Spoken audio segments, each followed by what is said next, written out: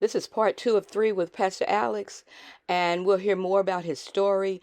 But I had to reflect on what he said in part 1. After chatting with him, and I was just in awe of how God carried him. This is the song. Well, you'll see, you'll hear. God is so, oh my God, he's so God. Enjoy. I can trust you.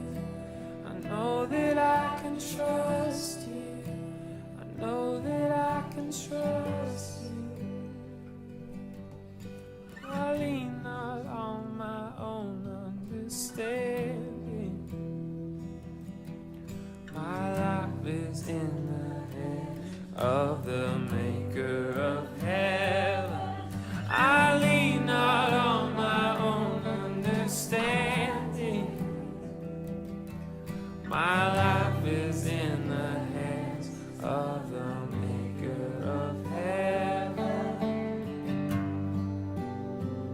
I can trust you. Know that I can trust. Give me a heart to love you. I know that I can trust you.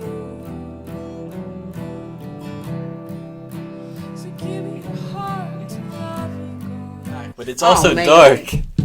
Oh man. So I go through this tunnel, which there's some violence. Are you by yourself? I'm by myself. There's some homeless and violence that happens in this tunnel sometimes, and it's late at night. So, and I can't walk that fast because of my legs. So I'm going through this tunnel, and I heard someone chasing me in this tunnel. And I quickly leave the tunnel. Mm-hmm. And I realized, I don't think this is the way towards my apartment. Ooh. But I said, let me check my phone, Google Maps, to try to see where I'm at. And I was like, okay, I think I know where I'm at. So I went back in the tunnel, tried to go back another way. And I was like, this isn't it. And I go back in the tunnel. Now no one is chasing me at this time, but I'm lost. Mm-hmm. Because I go back in the tunnel. Then I'm like, I don't know where I'm going. So I go out of the tunnel. And I quickly realize I don't know where I'm at, and my phone dies. Oh my God. This sounds like a fiction. Doesn't it?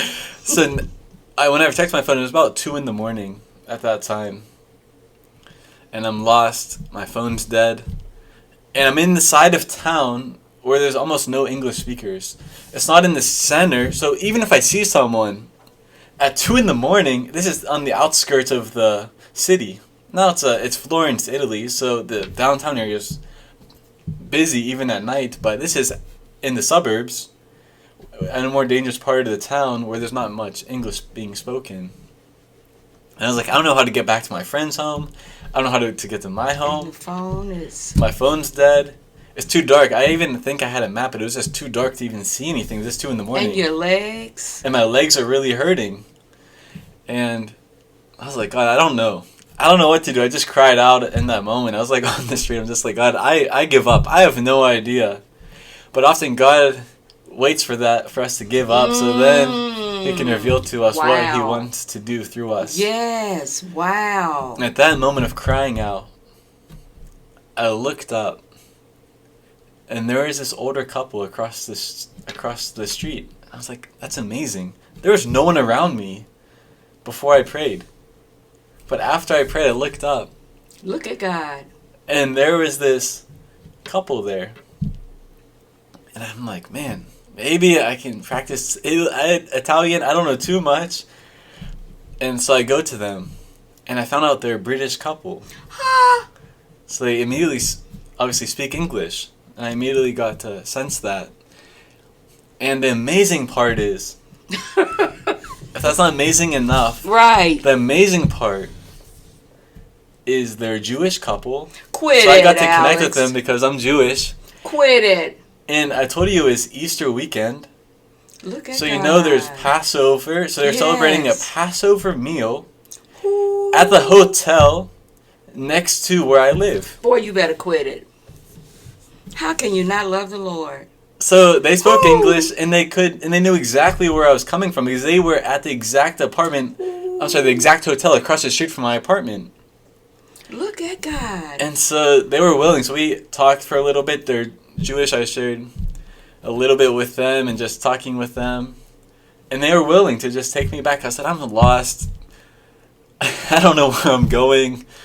God is a good God. To be a knower, we can tell a story, Yeah. but when the story is your story, Yeah. it takes a whole nother level of significance of how good God is, and he's not a respecter person. Don't mess around and love him, huh? And there's so much going on in the world. Mm-hmm. But he cares enough for us and our significance that even that thing that's big to me but Yeah. small in the realm of what's going on in society, he cares to look down upon us Yes. and meet us where we are. Yes, man. It's just amazing. He's real. Yeah, He's intimate, and he's so God. he's real. My God, that's powerful. It tells me more about your person. Because when I see you and you appear to just be floating, like, like where you live and places, I'm like, maybe he's not into reality, but you are into reality of who God is. Yeah, shapes me. So, fast forward, I had surgery in 2015, and I was doing better by the summer of 2015. But I ended up having a different leg problem in 2019. And so I've been dealing with that problem for 4.5 years now. Wow. So I had that leg problem, and now I have a different leg problem. And so just trying to praise God through it. And knowing, like, those stories, even though that was 9 years ago, it still sticks with me. Yes, that's the fuel. Because, our past stories are the fuel. Because, yes, we look at the Bible. We look at the characters in the Bible, as you mentioned. The Hall of Faith. The famous people that we look to in the Bible. But God is not a God of the past. Who? He's a God of the now. Come on, boy. And so I have my own stories that I can look to as well. Yeah. And say it's faithful not only to them, but also to me. And so I can trust Him. Yes. And there's things I'm missing out on because I struggle walking. I struggle doing these basic things of life. But I'm still trusting Him. Yes. Trusting in His favor. Wow. That I can say that I truly know Him better now than I did before. Wow. And that's not your crutch. Because if you don't tell it, you would think you're just a little young guy doing everything, no issues in life, but it's his keeping power. Yeah. Man. Whew, something came to my mind the other night, 2 nights ago to be precise. Okay.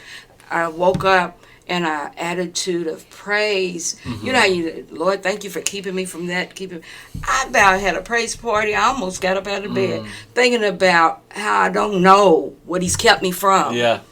I can't even imagine. I know. No idea. Whoo, and just how grateful I am from what I know. Yeah. But then what I don't know excited me. Yeah. Praise God. Like that tunnel experience, what you don't know. Yeah. He protected me, though. Even though I couldn't see it in that moment. That's where you just take that step. Yes. You have to take the step of faith. Yes. When I said, God, bring someone to me right now. Yeah. I don't know where I'm at. I don't know what's going on. Just bring someone to me. And then I look up in that exact moment. I didn't have to wait even a second. I just look up, and there's a couple across the street from me. A non-threatening looking couple. Yes. Because you said it was an older couple. Yeah, it's an older couple non-threatening. that spoke English. Yes. And from the hotel across from me. There's just so many connections. What are the chances of that? Like, I would guess maybe in that part of town, maybe only 10% of people spoke any English at all. That's amazing. And they have a fluent English couple. That's a God thing. It Because is. nothing's too hard for Him. So with all your leg issues and different opportunities, you call them privileges. Yeah. I've been saying your name. Alex said privilege. I call them opportunities, but I can see even the privileges. Yeah. How do you continue to let your light shine when folks don't even know your story? Because you just look like, So how do you, when folks, they can get on your last nerve Sure. because they got on Jesus's, Yeah. he got a little frustrated at times. Yeah. So how do you continue when you want to say, now wait a minute, don't you, how do you when you go through physical issues that you just let your light shine? I think it's just being encouraged of how God is moving now. Don't focus on, there's so many things we can be discouraged about in life. Every season has its own discouragements. But if we're only caught up in the frustrations and discouragements, it's going to limit how God can use us because we're so tunnel visioned about our failures, our problems, our challenges. But if we just open up our minds and say, God, where are you moving? Show me how I can be a light here, because too often we're selfish about it, where it's only about my own problems, my own situation. And yes, to me, we don't recognize the significance we have until we step out in faith. Because once I stepped out in faith, in these two examples, that's when I saw how much God cared for me and loved me. Wow. It wasn't having a pity party and just staying in bed saying I can't do anything. But it's, God, let me be a part of these things. Let me be a part of what you're doing. Yes. And then God will reveal to me my significance. Yes. Because our significance comes from our identity. When we're called image bearers, as I preached on, Yes. that's from our identity. It's not what we do, but it's who we are. Yes. Yes. So whose light is it when we don't let it shine? Are we, I was thinking the other night of gold and the westerns and then the false gold. Yeah. Both of them are kind of shiny. Right. So whose light, and to be pretty transparent, not until really recently that I didn't understand that it was, I said, let my light shine. I thought it was my light. But it's like, whose light is it? Who's the source of that light? I didn't think of that. Yeah. I mean, I'm like, okay, it's my light. I ain't got to let it shine. Yeah, any attribute of that we reflect comes from God. Yes, if you're saved. He is the origin. Well, I would argue, even if you're Come not, on. there is some